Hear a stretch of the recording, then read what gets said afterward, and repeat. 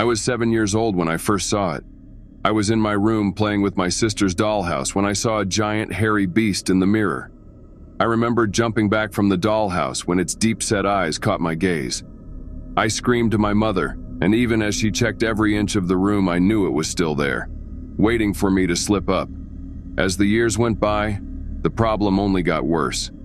My mother finally sent me to see a therapist, who thought it was a figment of my overactive imagination. Several prescriptions of medication later, I was finally able to tolerate looking at myself in the mirror. 20 years later, I have made a name for myself. I have many followers online, which is why I am cautious about this post. I can't keep it off my chest forever, I can't.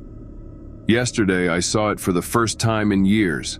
I put on my makeup, got dressed, and went to town for a little coffee date in town. Upon reflection, I had forgotten to take my pills.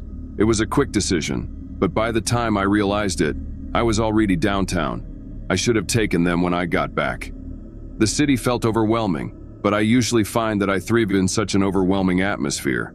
But today was different. I felt like someone was following me. In the city, you are just a dot in a bigger picture, and there is a good chance that no one is following me. But I felt bad nonetheless. I walked past an old department store in ruins. It was one of the department stores that had fallen victim to the pandemic, but its isolated appearance still stood. The windows were still slightly reflective. I jumped back, and the pedestrians gawked for a moment. Long fur, big attitude, and drooping fangs caught my gaze, and I ran, stumbling on my heels. I knew it was all in my mind. Doctors, therapists, and psychiatrists had led me to believe so for years. I ran as fast as I could, out of breath, to a small coffee shop. My date was sitting there. He was staring at me. I walked over and introduced myself.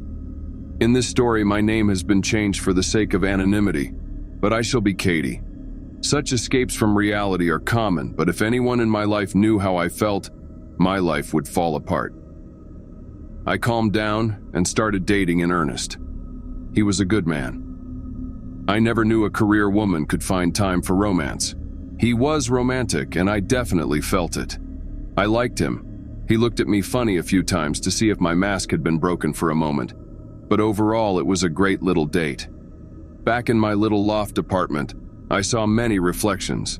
The beast changed size and shape, but the texture was the same. Its eyes moved toward me, and the beast smiled. At least I thought it smiled.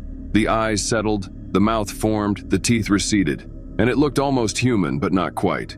Huge legs, hands, and a broad stature forced its way into the corner of my vision. As I got off the bus that would take me home, I abandoned my heels and ran for cover. I pulled the blinds, turned off all the lights, and tried to breathe for once. I calmed down a bit. I took a long shower and washed off the sweat and city grime. I was almost clean, as much as was reasonable. As the steam hit the bathroom mirror, I opened the door and let the cool air in. I wiped some of my reflection in the mirror with a rag and got to work. At least I tried, but my hands wouldn't move. My body was frozen, and my feet were firmly planted on the bath mat. Out of the corner of my eye, I saw it. The beast haunted my nightmares and taunted me on sleepless nights. It stood behind me, holding my shoulders and smiling. It was as tall as I was, only covered in fur and moisture. It smiled at me. With the last of my remaining energy, I reached for the pills and downed twice the daily dose. I needed to get that thing out of my head. I was in a good mood, and I couldn't let this beast ruin it. As the pills entered my stomach, the beast disappeared, and I breathed a sigh of relief. I stared at my reflection in the mirror. It looked back at me, shifting and shifting before my eyes, slowly at first, barely noticeable. But by the time my face had grown a beard, I was panicked. My body shape had changed from an hourglass to an inverted triangle. I had seen this figure before. A crisis came over me, and I looked down at myself and saw the strings of fur growing. Was this some effect of a full moon? I didn't know, but I saw clearer than day. I fell to the ground, screeching at the top of my lungs as the visual pain had suddenly become very real. Before I knew it, my upstairs neighbors were banging on my door. I donned a bathrobe and a face wrap and put them at ease.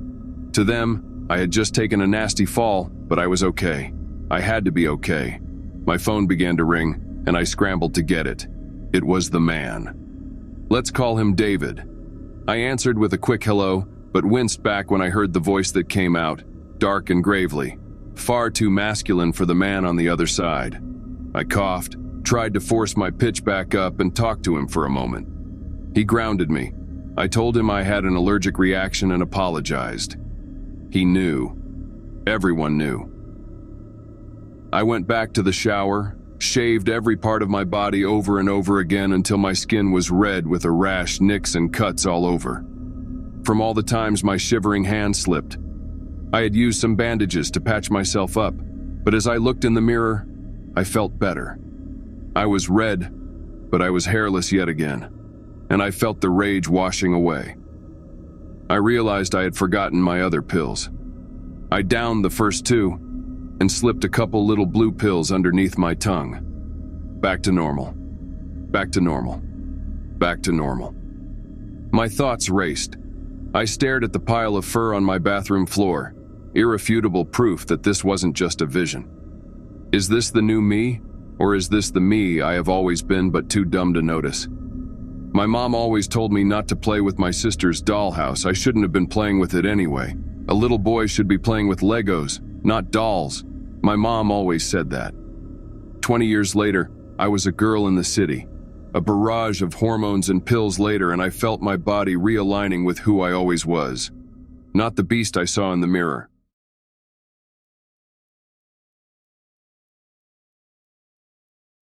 When I was in high school, I took the bus to school. Not a school bus, but a city bus, the 61, which ran from the suburbs to the city center. I got on early because there were fewer people, got off a few stops before, and walked the rest of the way while listening to podcasts. It was my favorite time of day, before the daily bullying began, to stroll through the giant warehouses and lose track of time. In the afternoon, I repeated the route in reverse, meeting Xandra as I waited for the bus. She looked 60 years old and always wore the same clothes. A patchwork black jacket, leather boots, and jeans, regardless of the weather. She never wore a hat, even in winter, and her long gray hair fluttered wildly in the slightest breeze. When we first met, we didn't speak a word. But a few weeks passed, and we were the only two people at the bus stop. At first, we made small talk, then we talked more. I learned her name, that she was Hungarian, and that she worked at a nearby sporting goods warehouse. We were far apart in almost every conceivable factor, age, gender, ethnicity, but we understood each other perfectly. She told me about her life in Hungary and how she came to Canada alone, and I told her about my own lonely home life and bullying at school. We sat next to each other on the bus and talked the entire ride. I loved podcasts, but I would gladly sacrifice them for a conversation with Xandra. Around the middle of 11th grade, the bullying got worse. It was no longer accidental. They started looking for me. Then it morphed into harassment, and then explicit physical abuse. I was used to mental terror, but this time it was coupled with real threats of violence. That day, I spent the last 40 minutes of the day naked in the locker room, while 4 classmates took turns beating me. I ran to the bus stop crying. I was ashamed, hurt, and they chased me. When the bus came, Xandra and I got on the bus, and the bullies got on the bus after us. They sat in the back and texted me that they could track down my house.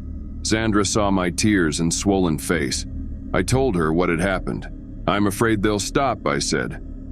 That's when it happened. Xandra closed her eyes and hummed. The inside of the bus was a swamp, no sunlight, a dull, illuminating fog, and an oppressive sense of dread. 4 flayed corpses swayed. Inside the bus, a silence pregnant with a real sense of reality. The screams of public transportation users, the screeching of tires as the bus came to a sudden stop. And then we all saw the 4 flayed bodies hanging impossibly from the bus ceiling, dead. Next to me, Xandra. Eyes open. Heart. A heartbeat. They stop. Xandra. The witch. Old friend. I was home alone playing a game with friends when I heard a knock on the door. The knock was from the front door and I answered it, but there was no one there. So my friend and I went back to our game and played Rainbow Six Siege. We were having fun, but I needed to go to the bathroom, and then I heard another knock on the door, and I didn't answer it. Then I checked the door and went back to the game. Then an hour later, I heard another knock on the door, and I asked who it was, and it was my mom. And at 3 hours, I felt like watching YouTube on my phone, so I did. Then at 4:13, I heard the sink turn on, and I went to my mom's room and she was sleeping there. I was horrified and was about to turn off the sink when I saw a tall black figure. It began to cry and scream. My mother woke up and asked why it screamed. I told my mother about the tall black figure and she said she just heard me. I woke up at 4:00 and took a shower. I woke up at 4 o'clock and took a shower because I hadn't showered since Wednesday. When Mason came in, we went to the park. I took some money with me. After 3 minutes of playback, the speaker malfunctioned and said help, but Mason acted as if nothing had happened. He acted like nothing happened. So we started playing catch with the soccer ball. That's when I swore I saw something in the woods behind the basketball court. It looked exactly like what I had seen the night before, so I looked away before I started screaming. So I went to the corner store and bought a snack, which was $10 more than $20. And I said, Mason put the Pringles back and I put the Funyuns back. And that's when I realized it was a black Wendigo figure. He realized, he started screaming, Mason realized, and about 45 minutes later my mom came to pick us up, and we told her the whole story, and she thought we were on drugs. When I got home, I pieced together that there was pitter-patter in the attic and knocking on the sink, and then I turned on the TV and watched the news, and they were reporting about skin Wendigo, and that skin Wendigo had been spotted in the woods in southwest Florida. If you were anywhere near there, I was told that 30 hours after contact with a skin Wendigo, it would transform into a skin walker, and 45 hours after contact with a skin Wendigo, it would transform into a Wendigo. Then my mother came into the room with a pizza roll and she was a skinwalker. Me and Mason ran to the nearest gun store and the clerk was a skin Wendigo. We kneed him in the balls and stole his rifle, a Glock and a .223. About 13 hours later, we saw skin Wendigo in the cafeteria. I was the lookout and Mason shot skin Wendigo through the heart.